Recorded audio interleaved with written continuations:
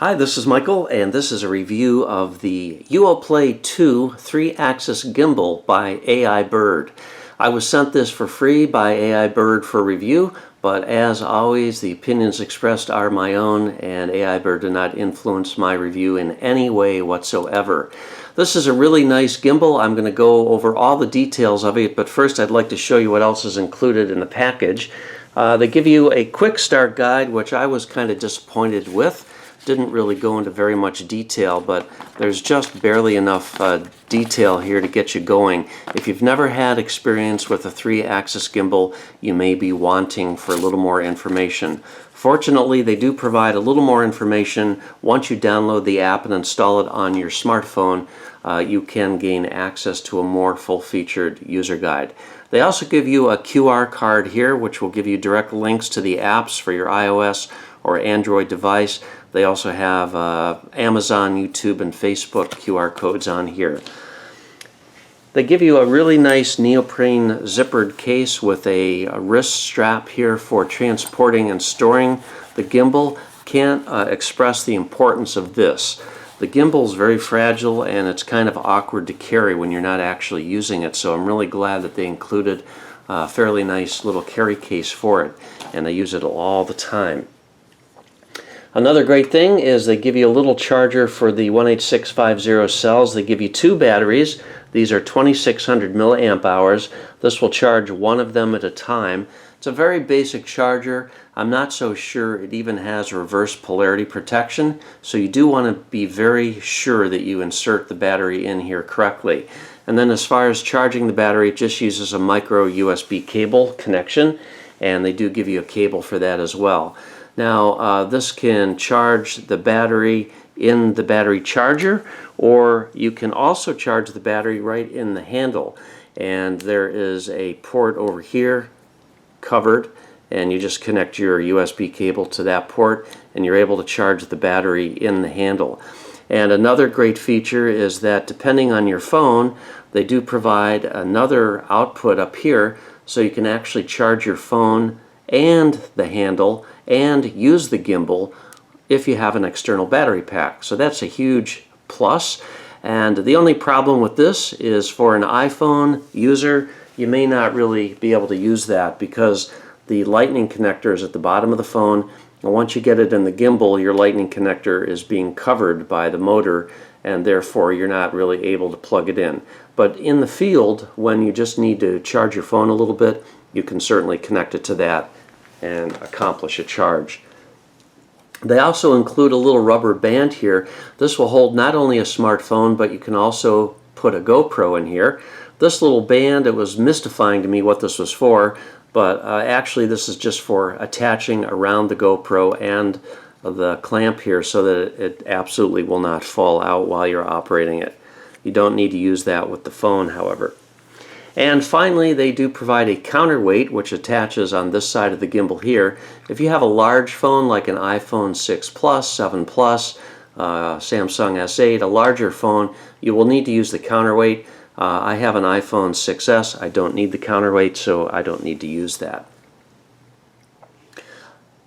Another couple features that I'll point out, there is a 1/4 inch thread at the bottom, and that is really key because that lets you use this with a selfie stick or a tripod. And I have a plate here. I use this with my tripod all the time, and the reason that's so important is because if you want to do time-lapse or time-lapse with motion, a tripod is essential for that, and therefore you can do that with this. There's also a plate here which does adjust left or right. That gives you adjustments so that you can get your phone absolutely centered over the gimbal. So if it's a little off, you just need to adjust that plate, but you do want the center of your phone to be in the center of the motor assembly. Putting the phone in is pretty easy. You want to do it with the gimbal off, and I just sort of hold it in my hand like this, and then I tip it in, and then I just put it in like this and then slide it down a little bit. I just quickly ensure that everything is lined up, and that is all there is to it. Once the Uoplay app is installed on your phone, that's going to give you a lot more functionality and control over the camera. So you can see the various buttons down here.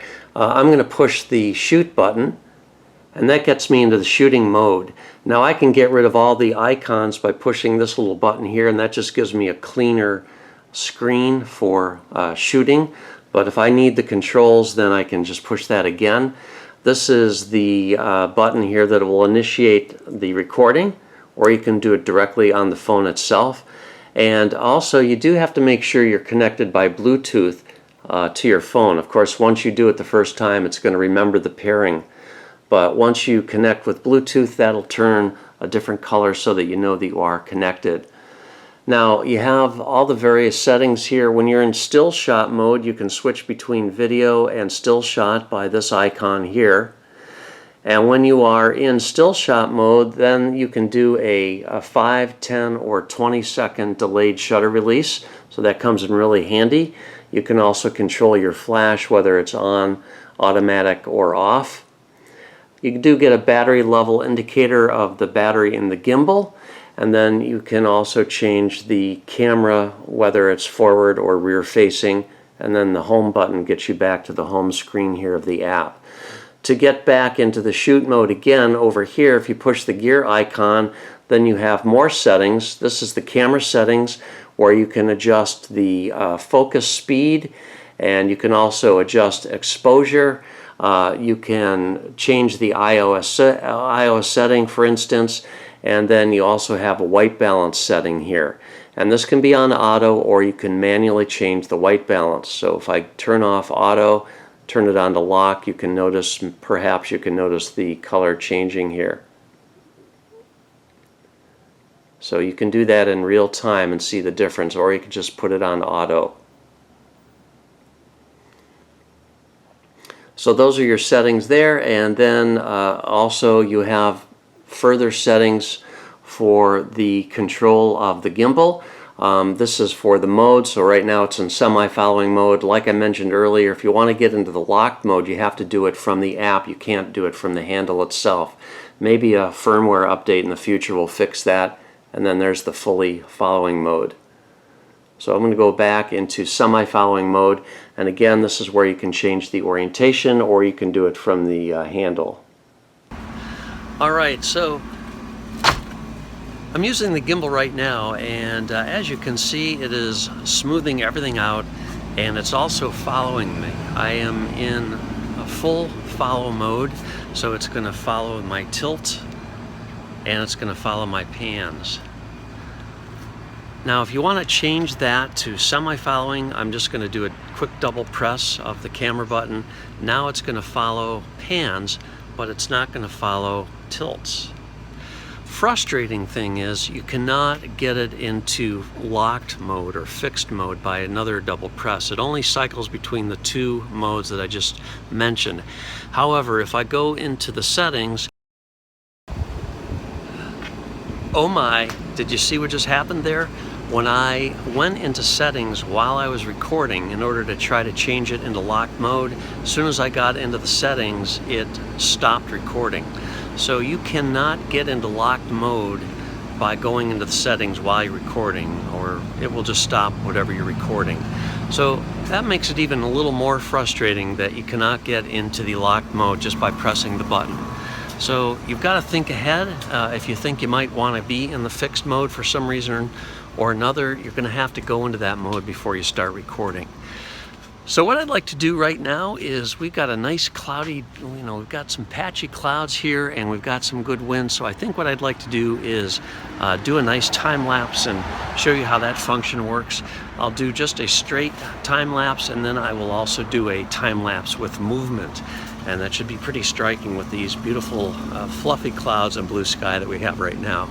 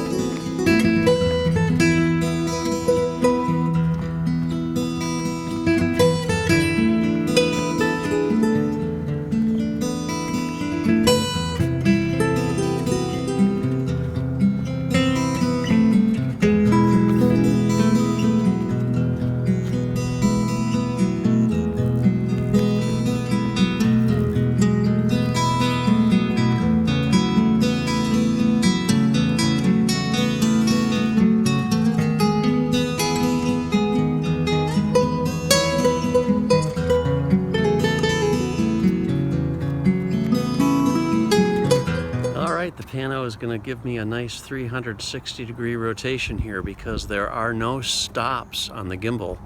So it can completely go 360 degrees and more. So you can just keep going and going and going.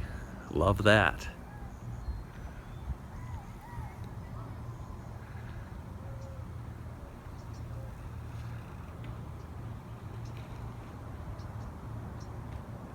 And right now the gimbal is in semi-follow mode, so if I pan left, it's going to follow me, and if I pan right, it's going to follow me.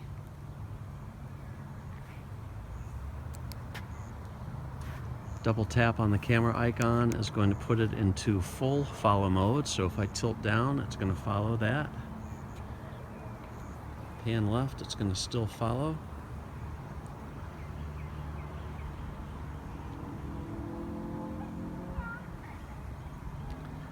Tilt up, it's going to follow. Full follow mode.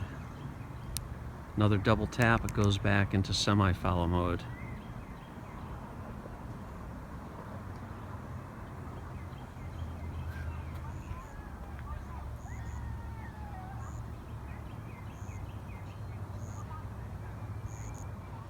So that's my review of the Uoplay 2 3-axis gimbal. It's a very capable gimbal, and it works really well. Especially the app that they include is very, very good as far as giving you total control over the camera, the ISO, the white balance, and such. And another thing I could highly recommend is getting hold of a small mini tripod such as this. This is an Intertech mini tripod, and it works really, really well. It's small enough, it's easy to carry, and it does give you a pretty good extension. Obviously, it's not going to extend as high as a regular tripod, but it's very functional, very versatile, great for your time-lapse and time-lapse with movement. If you have any questions, leave me a comment. I'd be happy to answer if I can. Otherwise, thanks for watching. Have a great day.